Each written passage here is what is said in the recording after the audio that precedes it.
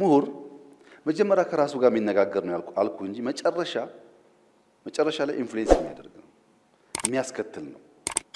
ብዙዎቹ የምሁራን ሚና የዩኒቨርሲቲ ሚና ብለዋል። እኔ ቅድም ሀምብል ለመሆን ዩኒቨርሲቲዎችን ብዙ ላለመናገር ነው የተቆጠብኩት። አሁን ካንተ ጋር ሰው ትንሽ ገባ ብዬ ልናገር። ጅማ ላይ ኮሪደር ሰራን፣ ሮቤ ላይ ኮሪደር ሰራን። በጅማና በሮቤ ኮሪደር ስራዎቻችን አስቸጋሪው ኤሪያ ዩኒቨርሲቲ ነው። አስቸጋሪው እንኳን ማህበረሰብ ሊቀይር ለመቀየር የማይችል ማለት ነው። አዲስ አበባ ዩኒቨርሲቲ ይህን አካባቢ የዩኒቨርሲቲዎች ሲቲ እናርገው ብሎ መንግስት አቅዶ ማገዝና ቻምፒየን ማድረግ ሲገባው ይሄን ሁሉ ሰፈር እያፈራረስን ስንሰራ ጫት ቤት ስናባረር፣ ሺሻ ቤት ስናባረር፣ አረቄ ቤት ስናባረር፣ ይሄ ዩኒቨርሲቲ ግን እዛ መንገድ ዳር ይሄን የሚያክል ግቢ ያለው አጥሩ ጋር ፉክክር ያለው ይመስል ድንጋይ ይጠፈጥፋል። ወደ ውስጣችሁ ተመልከቱ። ግቢዎቻችሁ ስራ ይፈልጋሉ። አይዲያዎቻችሁ መጥራት ይፈልጋሉ። ንግግር እዚሁ ጀምሩ። እዚሁ ይሄ ንግግር ምናልባት በሚዲያ የሚደገፍበትን መንገድ ማሰብ ይቻላል። ዝም ብሎ ለፌስቡክ ሳይሆን ውይይቱ እየታየ በናሽናል ሚዲያዎች የሚተላለፍበት ሌሎች ሰዎች የሚደርሳቸው ከዚህ በኋላስ መቀሌም ባህር ዳርም ምናምንም ይሄን እየተማሩ በየአካባቢያቸው እንዲያስፉ ማድረግ ይቻላል። ያን ካደረግን ኢንፍሉዌንስ ማድረግ ያቅተናል ብዬ አላስብም። እኔ ለምሳሌ ፕሮፌሰር ብርሃኑ ብንወስድ በሩቅ ተቃዋሚ እያለ ተፋላሚ እያለ ከነበረው ኢንፍሉዌንስ በላይ በእኔ መንግስት ውስጥ ካቢኔ ከሆነ በኋላ በጣም ኢንፍሉዌንስ አድርጎኛል። ለካ ተቃዋሚዎች ስራ ይሰራሉ፣ ለካ ኢንስቲትዩሽናል ቲንኪንግ አላቸው ብዬ ሞር አክብሬዋለሁ። የድሮ ብርሃኑና የዛሬ ብርሃኑ ለእኔ እኩል አይደለም። ድሮ ማስብህ እንደ ፖለቲከኛ እንደ ተፋላሚ ነው። አሁን ግን አንድ ስራ ይዞ መስራት እንደሚታትር ሰው ነው ማስብ። ኢንፍሉዌንስ የመጣው በተግባር ነው።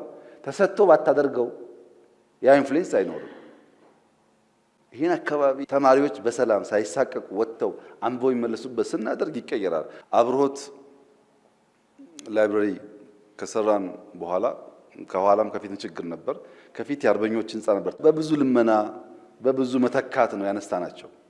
እኛ ቦታ የምናነሳው ለኛ ምንጮት አይደለም። ተማሪዎች ኦፕን የሆነ ስፔስ ካልተፈጠረላቸው በሜሞራይዜሽን ብቻ አናሊቲካል ካፓሲቲ የሌለው ተማሪ አገር አይቀይርም። ያ ደግሞ ዲፕ ቲንኪንግ ይፈልጋል። ከራስ ጋር ማውራት ይፈልጋል። ዛፍ ይፈልጋል። የውሃ ድምጽ ይፈልጋል። ለልጆቹ ነው። አብሮት ከተሰራ በኋላ አንድ ሰው ስሙን ባልጠቅስ ይሻላል 4 ኪሎ አካባቢ ስመጣ በጣም ይሰማኛል ምናምን አለ። በሚዲያ የሚናገረው ድሮ ጠላ ምን ጠጣበት ድሮ ስጋ ምን ቆርጥበት ሰፈር ጠፍቶ አንድ ላይብረሪ ቆሞበት ሳያል ይሄ ሰው የጸሐፊ ነው ባይዘው ላይብረሪ ተሰራ ብሎ ጠላ ቤት ፈረሰ ብሎ የሚያኮርፍ ማለት ነው። ይሄ ኢንፍሉዌንስ ሊያገኝ አይችልም። እኛ ያለንበት አውድ መፍረስ ያለበት ነው። ምሁራን መቼና እንዴት ነው እንጂ መፍረስ ያለበት ነው። ይሄ መንደርተኝነት ካልፈረሰ እንዴት በለጽጋለን? ምንም የማይፈርስ ነገር ኖሮን ነው። መፍረሱ ግን የተሻለ በሚያመጣ መንገድ መሆን ስላለበት ነው ጊዜ እየወሰደ ያለው። ያንን በጥልቀት ማየት ካልቻል አስቸጋሪ ነው። ፕሮፌሰር ብርሃኑ አንድ ነገር ተናገረ። ውይይቱን ያበላሸው አሁን ወቅታዊ ነገር ሸፍኖን አይደለም። ተሳስተሃል። የውይይት ባህል የለንም። በኢህአፓ ጊዜ የውይይት ባህል የላችሁም። ወረቀት ታቀብላላችሁ እንጂ የውይይት ባህል የላችሁም። አንዳንድ ሰዎች መጥተው እዚህ ይናገራሉ። ሰዓት አለው እሱ። እነሱ ሰዎች ግን መይሶ ለመስማት ዝግጁ አልነበሩም። ባህሉ የለም። ስብሰባ እናቃለን። ወር መቀመጥ እናቃለን። 2 ወር መቀመጥ እናቃለን። 2 ወር ተቀምጠን ግን ምን አመጣና እናቅም። እና ውይይት ባህሉ አልነበረም። እንፍጠረው ካልከኝ ብቻ ነው ካንተ ጋር መስማማው። ቅድምም ብያለሁ። ከረንሲ እዚህ ያለው ሰው ከረንሲው አይዲያ ነው። እመነኝ፣ ወርቃማ አይዲያ ከመጣ የኢትዮጵያ መንግስት ተኝቶ ባይገባው የጅቡቲ መንግስት ይቀበለዋል። የሚሰራ አይዲያ ካለ ከረንሲውን አውቆ የሚጠቀም ሰው ካለ መንግስታት ሁሌም ክፍት ይሆናል። ቅድም ባነሳውልህ ሮቤ ከተማ ሞክረን ነበረ ኮሪደር፣ ትንሽዬ ሙከራ። ጅማም ትንሽዬ ሙከራ አለ። ነቀምት ገና የተጀመረ ነው ያለው። ጅማ በተደጋጋሚ ሱፐርቪዥን ስለሚሄድ ላስቲክ ማንሳት ምናምን ጀምረዋል። የሮቤ ከተማ ላስቲክ የሚነሳው እንግዳ ይመጣል ሲባል ነው። የሮቤ ዩኒቨርሲቲ ስራችሁ ኮሪደር እኛ ከሰራን ከተሜነትን ደግሞ ሰው ላይ መስራት ነው። ከተሜነት እኮ ባህል ነው። በየቦታው የሚጥል ሰው እዚህ አዲስ አበባ ውስጥ ጠጥቶ ከመኪናው ላስቲክ እየጣለ የሚሄድ ሰው አለ እዚህ ከተማ ውስጥ። እሱ መቀየር ነው። እኛ አስፋልት እንሰራለን። አስፋልቱ 20 ዓመት እንዲቆይ ግን ባህል እናንተ ካልፈጠራችሁ የእናንተ ሮል ካልተጫወታችሁ አይመጣም ተደምሮ። ፊውቸር አንሰርቴኒቲ ያለ ኤአይ እየመጣ ነው። እንዴት ነው የምናልፈው ላልከው ፕሮፌሰር፣ ፊውቸርን ገቨርን የምናደርገው ኮፕ ማድረግ ብቻ ነው፣ በመማር ብቻ ነው። ማቆም አንችልም። በእያንዳንዱ ቴክኖሎጂ እኛ ስም እናወጣለን። ቴክኖሎጂውን ግን ማቆም አንችልም። አሁን ኤአይ መጥቷል። ስም ማውጣት አይደለም የሚያስፈልገው፣ መዘጋጀት ነው፣ መማር ነው። ምንም ነገር ይኖረው ነገ ኢትስ የታወቀ ነገር ነው። ከተማርና ከተዘጋጀን ገቨርን እናደርገዋለን። ካልተዘጋጀን እንቀራለን። ለሱ ነው መማር የሚያስፈልገው። ኤአይ በእኔ እምነት ኢትዮጵያ በጣም በጣም እድል ያላት ሀገር ናት። ኤአይ አንዱ የሚፈልገው ኢነርጂ ነው። ለዚህ ነው የክሪፕቶ ከረንሲ ኢትዮጵያ ውስጥ የተስፋፋ ያለው። ኢነርጂ ደግሞ እኛ ያመረት ነው አይደለም፣ ብዙ ለማምረት እድል አለን። ከሃይድሮም፣ ከሶላርም፣ ከጂኦተርማልም፣ ከኒውክለርም በጣም ሰፊ እድል አለን። ኢነርጂ ላይ ኢንቨስት ካደረግን አንድ አስቻይ ጉዳይ ፈታን ማለት ነው። ሁለተኛው ዴታ ነው። ዴታ ደግሞ ዲቨርስ በሆነ እንደዚህ ባለ ብዙ ፖፑሌሽን እና ሶሳይቲ ውስጥ በቀላሉ የሚፈጠር ነገር ነው። ዳታ አተን ነው። እኛ በጣም ብዙ ዳታ አኳልን አልገባም። የገባው ስድቡ ብቻ ነው። ስድቡን እንቀንሰውና ሳይንቲፊክ የሆኑ ቶቶች፣ አርቲክሎች፣ መጽሐፎች ማስገባት ስንጀምር የኛ ሐሳቤ እዛ ውስጥ ይገኛል። ሶስተኛው ዴታ ሴንተር ነው። ዳታ የሚከማችበት ድሮ እንደምታውቁት ውድ ነው። ለዩኒቨርሲቲው ዴታ ሴንተር ይሄ ቤት ያስፈልግ ነበር። አሁን እኮ ዴታ ሴንተር በጣም በጣም ቺፕ እና ትንሽ እየሆነ ነው። በኢትዮጵያ 2030 ዲጂታል ስትራቴጂ ከሶፍትዌር ወጥተን ሃርድዌር ማምረት አለብን ብለን እየጀመር ነው ስራ። ሃርድዌር እናመርታለን። ሃርድዌር ማምረት ስንጀምር ለቺፕስ ለኤአይ ግብአት የሚሆን ነገር ደግሞ ከማንም በላይ አፍሪካ ነው ያለው። ለምሳሌ ድሮ ወርቅ ይባላል። አሁን ኮፐር ኢምፖርታንት እየሆነ ነው። ኢነርጂ ኢምፖርታንት ከሆነ ኮፐር ኢምፖርታንት ነው ማለት ነው። ኮፐር ደግሞ እኛ እንደ ቺፕ ነገር የምናየው ጉዳይ ነው። እንደምታውቀው ወርቅ ነው ለኛ ውዱ። ብዙ አስቻይ ነገር ስላለ በጥልቀት ማየት ከቻል ኮምፒት ማድረግ እንችላለን ብዬ አምናለሁ። በዚያ እሳቤ አንደኛ ዩኒቨርሲቲውን በጣም ቆንጆ አድርገን እንሰራዋለን። ቤስት ተማሪዎች እናመጣለን። የዓለም መምህራን እንጠቀማለን። ከዛ ኮምፒት የሚያደርጉ ሰዎች ተስፈኞች እንዲሆኑ ሄደው እንዳይቀሩ ጥረት እናደርጋለን። ያን እያደረግን በሄድን ቁጥር በኤአይ ሬስ ውስጥ እንደው እዛ ላይ ነን ባንባልም የማንናቅ መሆን እንችላለን። ከተማርን ከተዘጋጀን። ይሄ ጉዳይ አደገኛ ነው፣ ስራ ሊወስድ ነው ምናምን እያልን ይሄ የለመድነውን ተረክ እየተረክን ከቀጠልን ግን ልጆቻችን ረሀብተኛ ይሆናሉ። ረሀብተኛ እንዳይሆኑ ኮንፍሮንት ማድረግ አለብን፣ መማር አለብን፣ ኢምብሬስ ማድረግ አለብን። ያን ካደረግን ማኑቨር ማድረጉ የእነሱ ስራ ነው የሚሆነው ማለት ነው። በዛ ሀሳብ ብናይ እንጂ ከፍተኛ የሆኑ ፊር ብዙም እኔ አልስማማም። በዚህ ሀሳብ ብንሄድ ነገን መዋጀት እንችላለን ብዬ አስባለሁ። እድሉ ስለተሰጠኝ እኔም ማመስገን እፈልጋለሁ። አስተማሪዎችንም አብሮኝ የተማሩ ሰዎችንም ከስንት ጊዜ በኋላ ለማግኘት እድሉ ስለገጠመኝም የተሰማኝ ስሜት መግለጽ እፈልጋለሁ። ክቡር ጠቅላይ ሚኒስትር ብዙ ነገሮች አንስተዋል። እኔ ጥያቄ ነው አስተያየት እርግጠኛ አይደለሁም የምሰጠው፣ ግን ለፕሮፌሰር ባህሩም አንድ ኖቲስ ማድረገው ፓተርን አለ በኢትዮጵያ የምሁራን ታሪክ። ጠቅላይ ሚኒስትሩ እንዳስቀመጡት ከዘርዓ ያዕቆብ እስከ ተስፈኞቹ ብለው ያስቀመጡት ግምት ሳስገባ እስካሁን ያላሸነፍ ነው የሚመስለኝ ፊውዳሊዝም አላሸነፍ ነው የሚል እምነት አለ። እንዴት እንደምንገልጸው አላቅም። ቢኮዝ ስታተስ ይቀይሩ ይሆናል እንጂ በሁሉም መድረኮች ላይ መሬት ነክሰው የያዙ መሬት ላይ ባላቸው ቁጥጥር ላይ ተመስርተው አዛዥ ናዛዥ መሆን የሚፈልጉ ሰዎች በየደረጃው ማየታችን አልቀረም። ዩኒቨርሲቲዎች እንደተባለው በኢትዮጵያ ፊውዳሊዝም ውስጥ የኔ ግምገማ ኢትዮጵያ ፊውዳሊዝም ወደ ቀጥታ ወደ ካፒታሊዝም ማደግ ያልቻለበት ምክንያት አንድ ጓደኛ እንደሚለው የኢትዮጵያ ፊውዳል ግብር ሰብስቦ ግብር ያበላል እንጂ ካፒታል አኩሙሌሽን ፈጥሮ ትራንስፎርሜሽን አያመጣም። ሶ ኦልሬዲ ንብረቱን የተወረሰለት ከነጣ ካለ ጋቢ ውጪ ከሌላው ድሃ የሚለየው ምንም ነገር የለውም። ምሁራኖቻችንም ግን ተመሳሳይ አባዜ እንዳለባቸው አይ ቲንክ ኖቲስ ማድረግ ያለብን ይመስለኛል። እኔ አሁን የመጨረሻውም ተናጋሪ ሌሎችም ሲናገሩ መንግስት ምን አስበዋል ሲል የምግብ ዋስትናን ለማረጋገጥ የሚያስችል ጥናት ያጠና ሰው መንግስት ቢሮ ከርችሞብኛል አልሰማኝም ሊል የሚችልበት እድል አለ ቢያለም ነው። ጉዳዩ ራሱን መሸጥ የሚችልበት ነገር መፍጠር መቻል አለብን። የምግብ ዋስትናውን የማያረጋግጥ የምግብ ዋስትና ሳይንቲስት በአንድ ወይም በሌላ መንገድ የመንግስት ስልጣን ብትሰጠውም ያንን ፐርፔቹዌት ሊያደርግ ነው የሚችለው። ማለት አሪፍ ስራዎችን አደንቃለሁ። አሪፍ ስራዎች የሰሩ ሰዎችንም በትክክል ሪኮግናይዝ ማድረግ እንዳለብን ይገባኛል። ግን ዩኒቨርሲቲዎች ራሳቸውን ማውጣት መቻል አለባቸው። ራሳቸውን መሸጥ መቻል አለባቸው። አይ ቲንክ ተስተነጋሽ ይመስለኛል። አበበ በሶ በላ ብለን አስተምረን በሶ ከምን ይሰራል ብለን እየጠየቅን ትውልድ ማነጽ አንችልም ይላል። በብላክቦርድ የእርሻን ምርታማነት ለማስተማር የሚተጉ መምህራን ምርታማነትን ሊያረጋግጡ አይችሉም።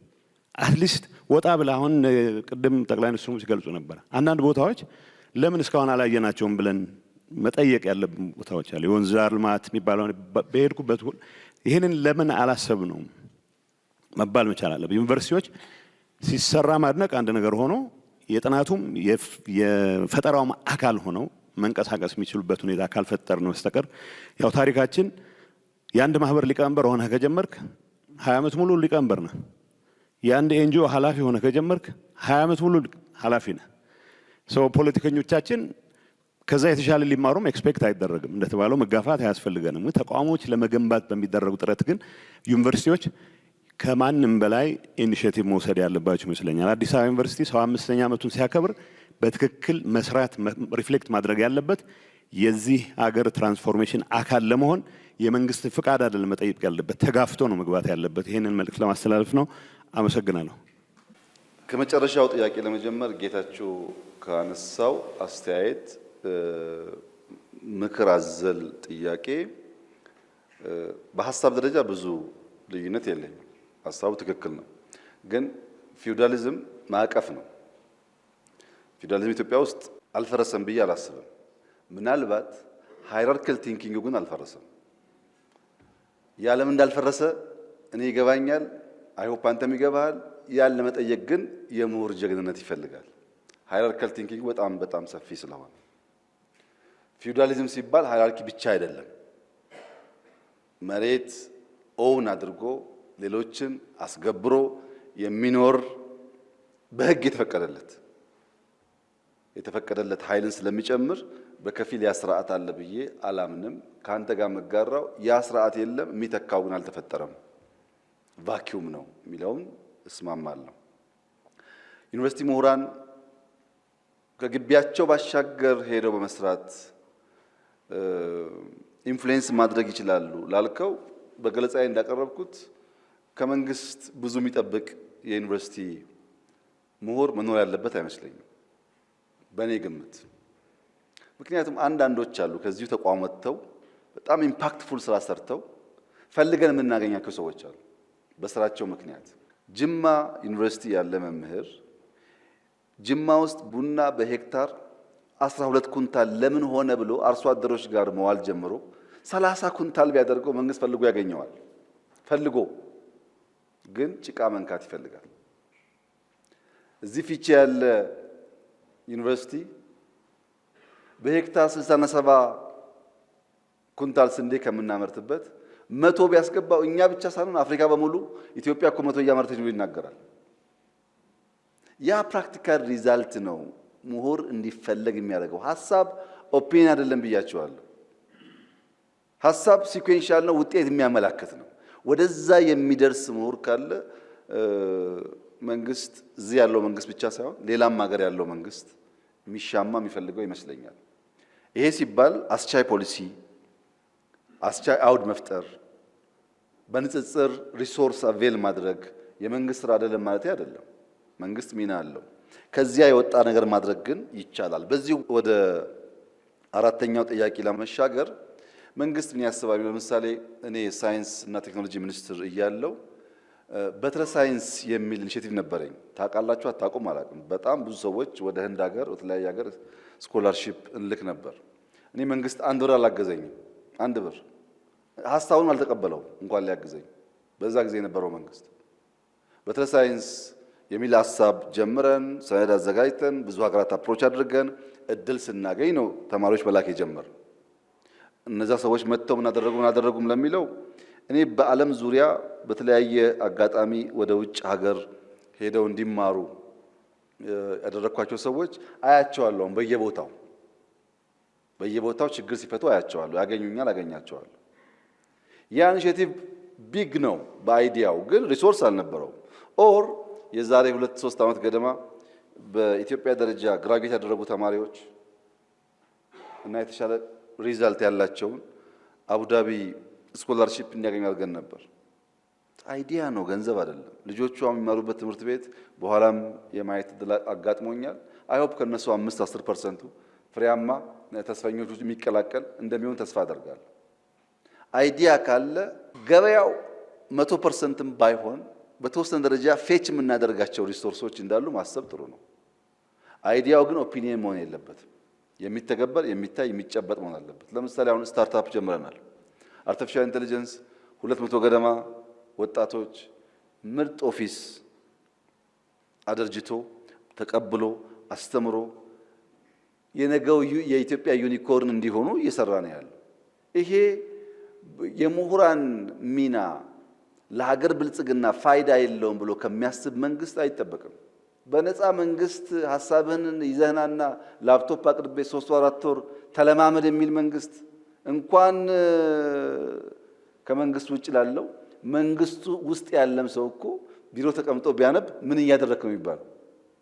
ስራ የለህም ነው የሚባለው። ማንበብ ስራ አይደለም። እነዚህ ልምምዶች ምሁራን በሀገር ብልጽግና ያላቸውን ሚና ለማስፋት ያግዛሉ። በዛ ወደ ሶስተኛው ጥያቄ ለማለፍ ለመወያየት፣ ለመቀራረብ፣ የምሁራን ሚና ለማጉላት ምሁራን መጀመሪያ ጭንቅላታችን ውስጥ ያስቀመጥነውን ዕውቀት ያልነውን መረጃ ያልነውን ጉዳይ መጠየቅ እና ዲኮንስትራክት ማድረግ መጀመር አለብን።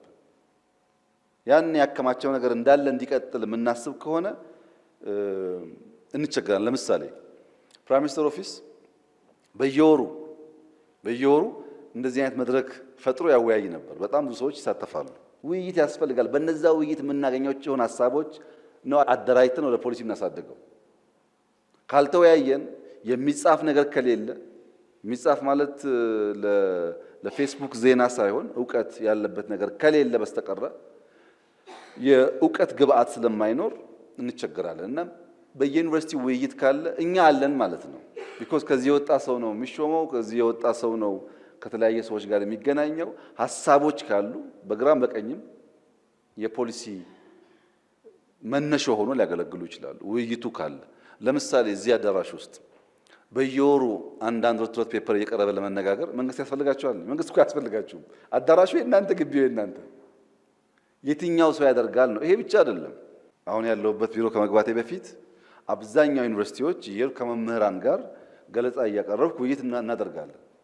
ብዙዎቹ ዩኒቨርሲቲዎች በእንደዛ አይነት መድረክ ፈቅዶ ይመጣ ሰው እኔም ማስታውሰው ለምሳሌ ነቀምት ሲሄድ፣ ደቡብ የተለያየ አካባቢ ሲሄድ ያየሁት በጠዋት ሴክሽን ግማሽ ሰው ይኖርና ከምሳ በኋላ ወሬ ሰምቶ ይመጣል። ሰው ገለጻው ጥሩ ነበር እንደምናስበው አይደለም ምናምን ሲባል ከሰዓት ይሞላል። ለውይይት ምን ያክል ሰው ፍቃድ አለው? ተጠርቶ ሰዓት አክብሮ ለማድመጥ ለመደመጥ የሚሻ ምን ያክል ሰው አለ የሚለውን ያው እናንተም ብትጠይቁ ጥሩ ነው። የፖለቲካ ልዩነት ኢትዮጵያ ውስጥ አለ። እንዴት ወደ አንድ እናምጣው የሚለው ይሄ የፍቃድ የአዋጅ ጉዳይ አይደለም። ዲተርሚን ሆነን ልንሰራበት የሚገባው ጉዳይ ነው። በኔ እምነት ወደ ኋላ ስመለከት ታሪክን በሚዛን ዛሬን በትጋት ነገን በተስፋ ነው የምመለከተው። የትኛውም አንግል ያለ የኢትዮጵያ ክፍል ከማንም ይበልጣል ብዬ አላስብም። የትኛውም ግለሰብ ከማንም ይበልጣል ብዬ አላስብም። ኢኳል ኦፖርቹኒቲ ለዜጎች ይገባል ብዬ አምናለሁ። ለዚህም ተደምረን አገር እናበልጽግ ብዬ አስባለሁ። የለም መበልጸግ የለብንም መደመር የለብንም አሁን የሚያስፈልገው እኔ ነኝ የሚል ኃይል ሊቃረነኝ ይችላል። በኦሮሚያ አካባቢ ሸኔ የሚባል የፖለቲካል እርጋጥ የሚያስብበት እሳቤ፣ በአማራ አካባቢ ጽንፈኛ የሆነ እርጋጥ እሳቤና ፍላጎት ኢትዮጵያን አንድ ስቴፕ ወደፊት አይወስዳትም። እኩል ነን፣ እኩል ሀገር ነው፣ ለጋራ የተሰጠን ነው፣ በጋራ እንኖራለን። የነበረውን የሃይራርኪ እሳቤ እንቀብራለን ካል እንሻገራለን ካል አለበለዚያስ አይሆንም። አንተ ምን ታምናለህ ከሆነ መደመርን ነው ማምነው። ማመን ብቻ ደግሞ ሳይሆን ጽፌ አቅርቤያለሁ እሳቤዎቼን። መቼ ስራ ላይ ውላሉ? ምንም ጥርጥር የለኝም። እኔ ኢን ዘ ኔክስት 10 years የተደመረ ትውልድ እንደሚፈጠር ምንም ጥርጣሬ የለኝም።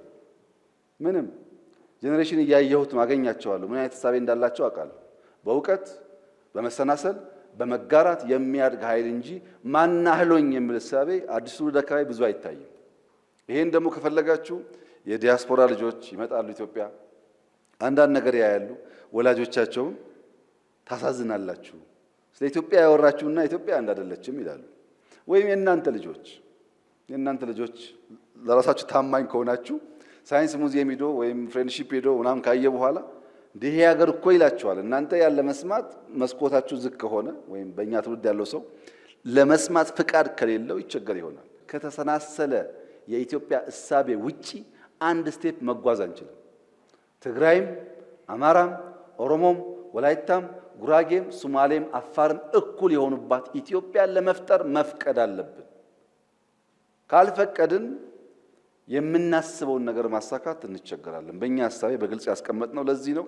ለዚህም ነው ከግራ ከቀኝ ችግር የሚገጥመን። ያ ሀሳቤ ጊዜውን ጠብቆ ይመጣል። የጀመርነው ኢንክሉሲቭ ናሽናል ዲያሎግ፣ የጀመርነው ዲሞክራቲክ ካልቸር፣ የኢንስቲትዩሽናል ግንባታ ለዚህ ሁሉ መደላደል እየፈጠረ ይሄዳል ብዬ አስባለሁ።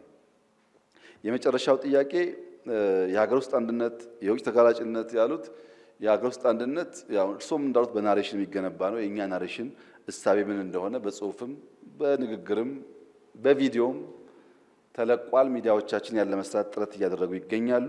ተቋማት የወል ትርክት የመገንባት ስራን ኦን አድርጎ መስራት አለባቸው። እዚህ ያለን በየሴክቱ በየአጥሩ ያለን ሰዎች አጥራችን ማፍረስ አለብን። አንደኛ ደረጃ የሚባል ጅማ የለም። አንደኛ ደረጃ የሚባል ሀረር የለም። አንደኛ ደረጃ የሚባል አድዋ የለም። አንደኛ ደረጃ የሚባል ጎንደር የለም። አንደኛ ደረጃ የሚባል ኢትዮጵያ ነው ያለው። ይሄን መቀበል ያስፈልጋል። ኢንዲቪጁዋሊ ከየትኛውም ጫፍ የተነሳ ሰው ባለው ብቃት በማህበረሰብ ሃይራርኪ ውስጥ የሆነ ቦታ ሊይዝ ይችላል። በግሩፕ እያሰብን በግሩፕ የላቅን እየመሰለን በግሩፕ እኛ አንደኛ እየሆን ግን የበለጸገ ኢትዮጵያ ማረጋገጥ አንችልም። ምሁራን ምን ይጠበቅባቸዋል? አፈር መንካት ይጠበቅባቸዋል። ቡና ሰፈር ያሉ ቡና፣ ስንዴ ሰፈር ያሉ ስንዴ። አሁን በምግብ ራስ መቻል ያለችው እህቴ መስከረም በጣም ኢንትረስቲንግ ሙያ ነው። ለኢትዮጵያ የሚያስፈልጋት ጉዳይ እሱ ነው። በሌማት ላይ ስራ እየሰራ ነው። ችግር አለብን። ጫጩት ከተለያየ ዓለም እያመጣን በኢትዮጵያ ታሪክ ውስጥ ግራንድ ፓረንት የሚባል ኮንሰፕት የመጣው እኮ አሁን ነው። በሚሊየንስ ዶሮ መፍጠር የጀመርነው እኮ አሁን ነው። ግን በሚሊየንስ እንገላለን። ዶሮ በጣም ለበሽታ ሰሰብተብል መሆናቸውን አውቀን ስለማንሰራ ያንቺ ሙያ ያስፈልገናል። ዶሮና ሰው እንዴት ተግባብቶ ፕሮዳክቲቪቲ እንደሚያሳድጉ ካላወቅን ስንዴም ባመረትንበት ዕውቀት ዶሮና አምረት ብንል እንጨርሳቸዋለን። ያስፈልጋል ሙያው። ጠጋ ብሎ ግን መሄድ ያስፈልጋል። የዶሮ ምርት አንቺም እንደምታውቂው በጣም ሽታው አስቸጋሪ ነው። ቀርበን ፕሮብለም ሶልቭ ማድረግ አለብን። ቅድም ደጋግሜ ያስቻለው ፕሮፌሰር እኔ በየቀኑ ጥያቄ ስለሚፈጥርብኝ ነው። ፕሮፌሰር ባህሩ ዘውዴ የኢትዮጵያ ታሪክ እንደዚህ ያስጨነቃቸውና የገረገሩ ሰውዬ ከእንጦጦ ጀምሮ እስከ ፒኮክ ያለውን በሁለት ሶስት ቀን እንኳን ተጉዞ በእግራቸው አይተውት ይሆን ወይ ብዬ እጠይቃለሁ። ምክንያቱም እውነቴን እነግራችሁ እናንተ የምታውቁት የአዲስ አበባን ፊት ነው፣ የአዲስ አበባን ጀርባ አታውቁትም። የአዲስ አበባን ጀርባ ስታዩ በአጭር ጊዜ ውስጥ ምን አይነት አገር ልንፈጥር እንደምንችል ተስፋ መሰነቅ ብቻ ሳይሆን የእኛን ክፍተት ደግሞ የእኛን ችግር ለማረም ትችላላችሁ። አንድ ወዳጅ አለኝ። አዲስ አበባ መቀየር አለበት፣ አዲስ አበባ መቀየር አለብን ስለ ዛሬ 5-6 ዓመት አካባቢ አይቀበለኝም። አትልፋ፣ እንደ ኒው ካፒታል እንደ ኒው ሲቲ ወጣ ብለን ብንሰራ ነው የሚሻለው እንጂ አዲስ አበባ አትሆንም ይለኛል። እና እኔ ደግሞ አዲስ አበባ ናቹራሊ የሚያይ ሰው ነው ያጣው እንጂ እንደ አዲስ አበባ ውብ አቀማመጥ ትሬን ያለው ከተማ አለ ብዬ አላስብም። ውሃውን መስራት ይቻላል፣ አርቲፊሻሊ የሚቀረን ውሃ ነው። ከዛ ውጭ ያለው ማስዋብ ይቻላል የሚል አቋም ነበረኝ እና ያ ሰው በቅርቡ ይሄ ሙላችሁን ወክ ይዤው ሄድ ነበር። ሪቨር ሳይዱን ካየ በኋላ አንድ እጅ አይደለም 2 እጁን የሰጠው ትክክል ነበር ተሳስቻለሁ ብሎ። ለምን የሚቀየር ነገር በምናብ የሚታይ በተግባር የሚሞከር ከስህተት እየተማርን የምናሻሽለው ጉዳይ ስለሆነ ያን ስንፈቅድ በታማኝነት እያንዳንዱ እዚህ ውስጥ ያለ መሆን ራሱ ይጠይቅ። ስንት ሰው ሳይንስ ሙዚየም ያየው? ስንት ሰው ፍሬንድሺፕ ያየው? ስንት ነው ሪቨርሳይድ ያየው? ያንን ካላየ ፍላጎታችን አይገባም። ያንን ካላየ አንተ ኮንትሪቢዩሽን ኔጋ አይደርስም። ጅማሮች አይተ የሚጎሉ ጉዳዮች እንዲስተካከሉ ስታደርግ ግን መማማሩ ይመጣል ማለት ነው። እነ ጌታቸው ረዳ ድሮ ልጅ እያሉ አዲስ አበባ የሚሰራውን ስራ ብልጭልጭ ነው ይሉ ነበር። አሁን ባደጉበት ዘመን እንደዛ የሚያስቡ አይመስለኝም። ቢኮዝ ኢንፍራስትራክቸር ብልጭልጭ መሆን አይችልም። ሪቨር ማጽዳት እንደዛ መሆን አይችልም። ያኔ ምላሽ አያስፈልግም። የሚያስፈልገው አሁን በተግባር እያሰፉ መሄድ ነው ያንን ስራ እና ምሁራን ቀረብ ብለው ማየት ከጀመሩ ከኢንዱስትሪው ጋር ይገናኛሉ። ከኢንዱስትሪው ጋር የሚገናኙበት አንዱ መንገድ አዲስ አበባ ሪቨርሳይድ ብሏል። ብዙ የእውቀት ጋፕ አለ። እመኑኝ፣ ብዙ ነገር አናቅም። ፍላጎት አለ፣ ሙከራ አለ። ስታዩ፣ ስታነቡ፣ ስትጎረጉሩ ግን ታርቃላችሁ። ስንዴ በጋና ክረምት ይሆናል። ብዙ የሚቀር ነገር አለ ስንዴ ላይ። እዚህ ጋር 40 ነው፣ እዚህ ጋር 45 ነው፣ እዚህ ጋር 35 ለምን? እዚህ ጋርም ዩሪያ ነው፣ እዚህ ጋርም ዩሪያ ነው፣ እዚህ ጋርም ዩሪያ ነው። ሶይል ታይፕ አውቀን አይደለም የጎደለው የምንመግበው። አንድ ሰው ዝም ብሎ ካርቦሃይድሬት ብቻ ቢሰጠው ፕሮቲን ካላገኘ እንደሚሆነው አይነት ነገር ነው መሬታችን እየሆነ ያለው። ሞያ ያስፈልጋል። እዛ አካባቢ ቀረብ ብላችሁ ብታግዙ ብሪጁ ይፈጠራል ብዬ አስባለሁ። ግን ፖሊሲዎቻችን እንዴት እናንተ ጋር ይደርሳሉ፣ ፖሊሲዎቻችን እንዴት መንግስት ይጠቀማል ያላችሁት፣ እኔ በሱ ብዙ አልስማማም። ለምሳሌ የዩኒቨርሲቲው ቻርተርድ መሆን ስታስቡት የነበራችሁ ዋጋ የከፈላችሁበት ጉዳይ ከሆነ መንግስት ያጸድቀው በግራሚው በቀኝ ሰምቷችኋል ማለት ነው። የኢትዮጵያ የኤጁኬሽን ኳሊቲ ጉዳይ ፕሮፌሰር ብርሃኑ ከመጡ የጀመርነው ጉዳይ አይደለም። ፕሮፌሰር ብርሃኑ ሮድማፕ ሰርተን ፍኖተ ካርታ ሰርተን ስራ ጀምረን የመጡት ለፖለቲካል ፍጆታ አንዳንድ አሉባልታ ስለምሰማ እንደዛ አይደለም። ዶክተር ጥላዬ ጋር ጀምረ ነው፣ ዶክተር ጌታሁን ጋር ቀጥለን ፕሮፌሰር ብርሃኑ የቀጠሉት ጉዳይ ነው። ከጅምሩ መሻቱ ነበረን። ሁለት ነገር፣ አንደኛ ቻይልድ ኤጁኬሽን ላይ እንስራ፣ ሁለተኛ ሃይር ኤጁኬሽን ደግሞ ኳሊቲ ላይ እንስራ የሚል ከመጀመሪያው ሀሳባችን ነበር። 3 ሚኒስትሮች መጥተዋል። ከ3ቱ ሚኒስትሮች ጋር ኮንሲስተንትሊ ያን ፍኖተ ካርታ ሪያላይዝ ለማድረግ ጥረት አድርገናል። ፍኖተ ካርታውንስ ከእናንተ ጋር ተወያይተናል። ከእናንተ ውስጥ ማን እንደነበረ አላውቅም፣ ግን ከምሁራን ጋር 2፣ 3፣ 4 መድረክ ተወያይተናል። በቻርተርም ተወያይተናል። ቻርተር የፈሩ ምሁራን እኮ ነበሩ። ዩኒቨርሲቲዎች ቻርተር ሊሆኑ ሲባል የፈሩ ምሁራን ነበሩ። መንግስት ደፍሮ ውይይቶች ነበሩ። እነዚህን ውይይቶች እያበራከትን እንድንሄድ መጀመሪያ ሀሳብ መኖሩን ማረጋገጥ አስፈላጊ ነው። ጊዜ በጣም ውድ ነው ጓዶች። ኦፒኒየን እና አይዲያ ለይተን አይዲያ በተቀናጀ መንገድ ካለን መንግስት በጣም ዝግጁ ነው። የእናንተን ኦፒኒየን አድምጦ ግን የፖሊሲ አካል ለማድረግ መንግስት ዝግጁ አይደለም። ቢኮዝ መንግስት የራሱ ሀሳብ አለው። ያን የሚያግዝ ሀሳብ ነው የሚፈልገው እንጂ ሰው የሚመስለውን ስሜት በመናገር ብቻ ያ ስሜት አልተደመጠም ቢል ብንፈልግም አናሳካውም። ቅድም እንዳልኳችሁ የሀሳብ ብዛት የሜንታል ኢንዳይጀሽን የሚያመጣ ከሆነ አይተገበርም። ሀሳቡ ግን ፕራክቲካሊ የሚተገበር እየሆነ ከሄደ ለዛም ከተጋገዝን ብዙ ጉዳይ ይመለሳል ብዬ አስባለሁ። ሲጠቀለል የኢትዮጵያ መንግስት ለኢትዮጵያ ብልጽግናን ይመኛል። ለኢትዮጵያ ብልጽግናን ሲመኝ የኢንተሌክቹዋል ሊደርስ የሀሳብ መሪ መሆናቸውን ያምናል። የኢንተሌክቹዋል ሊደርስ ዋናው ዘር ያለው እነሱ ጋር መሆኑን ያምናል። ያ ዘር ሲመጣ ከአረም ጠብቆ ተንከባክቦ ውሃ ጠጥቶ ለፍሬ ማብቃት በየደረጃ ያሉ የማህበረሰብም የተቋም መሪዎችም ኃላፊነት እንደሆነ ያምናል። ለዚህ ነው የመጣሁት እኔ።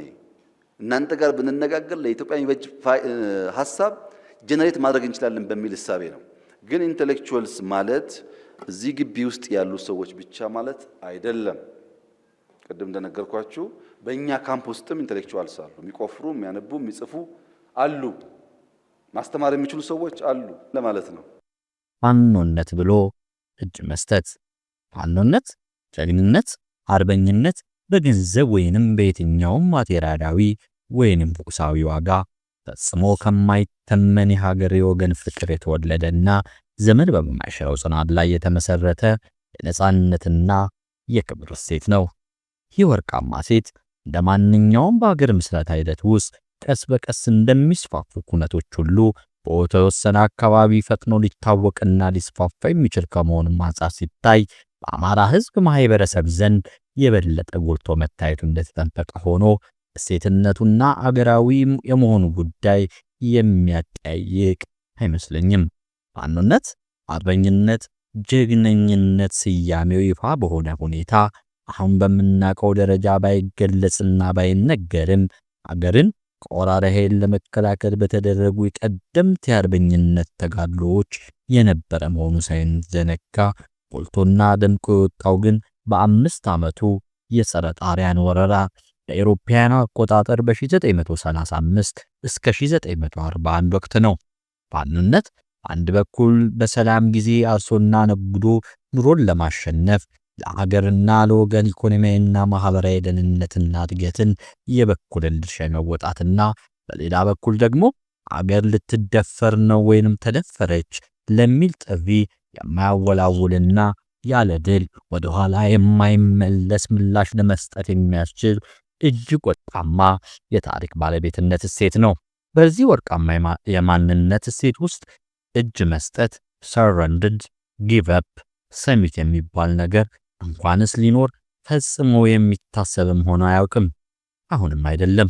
በዚህ ሰፊ ጥልቅና ዘመን የማይሽረው የምንነትና የማንነት እሴት መሳሪያነት ከብሮና ተከብሮ የሚኖርባት ሀገር እውን ለማድረግ አልገብቶና ጸንቶ የሚቆም ትውልድ እስካለ ድረስ ወደፊትም እጅ መስጠት የሚታሰብ አይሆንም። የፋኖነት የአርበኝነትና የጀግንነት ወርቃማ እሴትነት የሚመነጨው ጥያቄ ውስጥ ለማይገቡና እጅግ ፈታኝ ለሆኑ ፈተናዎች ወይንም ተግዳሮቶች ካለመበገርና ጽኑ አቋምና ቁመና ነው።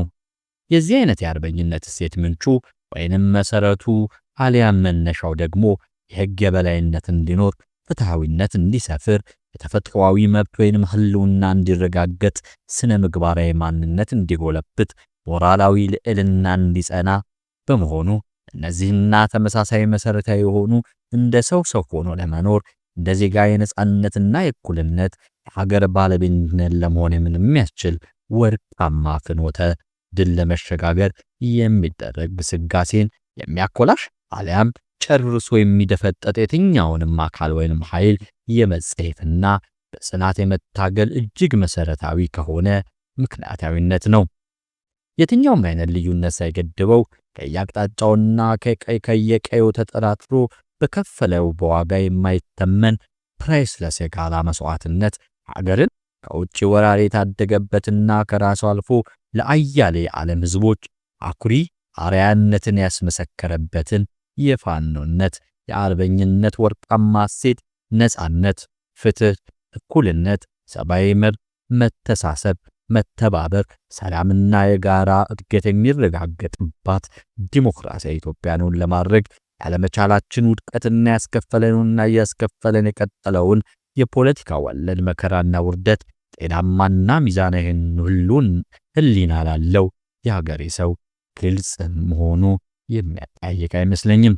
ፋኖነት ቀደምት ትውልድ አያት ቅድመ አያቶቻችን በተካ የሌላት ምድሩን አገሩን በጨካኝ ወራሪ መዳፋቸው ስር በመዋል አንድን ትውልድ ብቻ ሳይሆን ትውልድና ከሰባዊ ፍጡርን በበታች በማድረግ ሊገዙ የተንቀሳቀሱትን በዘመኑ ከነበረው ስልጣኔ አንጻር ፈጽሞ ተወዳዳሪነት የሌለው ስንቅና የጦር ኃይል የነበራቸውን የውጭ ወራሪ ኃይሎች በደማቸው ፍሳሽና አጥንታቸው ክስካሽ ቀጥቶና አሳፍሮ በመመለስ ከራሳቸው አልፈው ለሌሎች የነጻነት ፈላጊዎች ጭምር ግዙፍና ድንቅ አርአያነት ካስመዘገቡበትና ካስመሰከሩበት ታሪካቸው ጋር በጥብቅ የተቆራኘ ነው እና እጅግ ከባዱና ፈታኙ ጥያቄ ይህን ግዙፍና ድንቅ አገርን የመከላከልና የማስከበር ታሪክ ባለቤትነት የሀገር ውስጥና የነጻነትና የፍትህ ስርዓቱን ለማድረግ ወደሚያስችል እሴት ገንቢ መሳሪያነት አሸጋግሮ ዘመን ጠገብና አስከፊ ከሆነ የፖለቲካ ወለድ መከራና ውርደት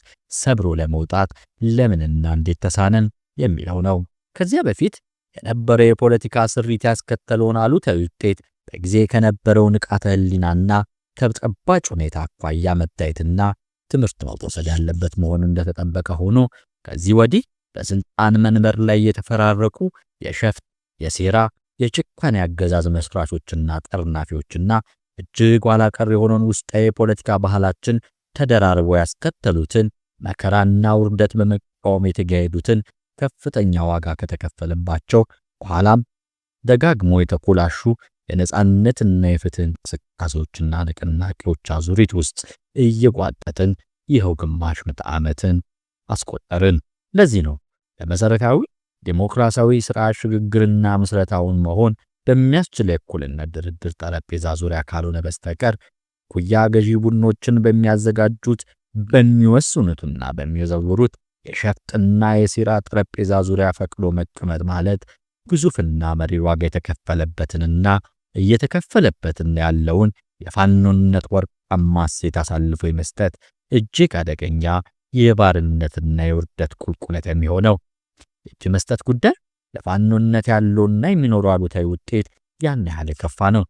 አዎ በእውነት ስለ እውነት ከተነጋገርን ይህ አደገኛ ቁልቁለት የሚያስከትለው ውጤት ለዚህ ትውልድ ብቻ ሳይሆን ከትውልድ ወደ ትውልድ የሚተርፍ በእጅጉ አደገኛ መንገድ ነውና ጥንቃቄና ጥበብ የተሞላበት ትውልዳዊ ተጋድሎን ይጠይቃል።